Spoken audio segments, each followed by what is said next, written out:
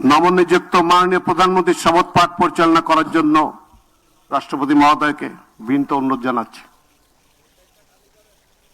বিসমিল্লাহির রহমানির রহিম। বিসমিল্লাহির রহমানির রহিম। আমি সশ্রদ্ধ চিত্তে তারেক রহমান সশস্ত্র চিত্রে শপথ করিতেছি যে আমি আইন অনুযায়ী সরকারের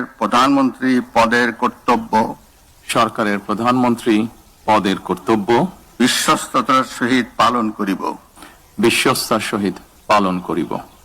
আমি বাংলাদেশের প্রতি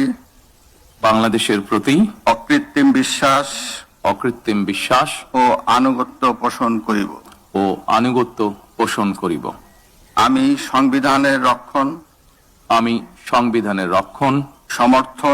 সমর্থন ও নিরাপত্তা বিধান করিব। আমি ভীতি বা অনুগ্রহ অনুরাগ বা বিরাগের বশবর্তী না হইয়া সকলের প্রতি আইন অনুযায়ী যথাবিহিত আচরণ করিব। এবার মাননীয় প্রধানমন্ত্রীর গোপনীয়তার শপথ পাঠ পরিচালনা করার জন্য রাষ্ট্রপতি মহোদয়কে বিনীত অনুরোধ জানাচ্ছি। আমি তারেক রহমান সশস্ত্র চিত্রে শপথ করিতেছি যে সরকারের প্রধানমন্ত্রী রূপে যে সকল বিষয় আমার বিবেচনার জন্য আনিত হইবে বা যে সকল বিষয় আমি অবগত হইব তাহা প্রধানমন্ত্রী রূপে যথাযথভাবে আমার কর্তব্য পালনের প্রয়োজন ব্যতীত প্রত্যক্ষ বা পরোক্ষভাবে কোনো ব্যক্তিকে জ্ঞাপন করিব না বা কোনো ব্যক্তির নিকট প্রকাশ করিব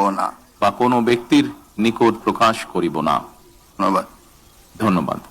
মাননীয় প্রধানমন্ত্রীকে পদের শপথ ও গোপনীয়তার শপথ স্বাক্ষর করার জন্য এবং স্বাক্ষর শেষে নির্ধারিত আসন গ্রহণ করার জন্য বিনীত অনুরোধ জানাচ্ছি।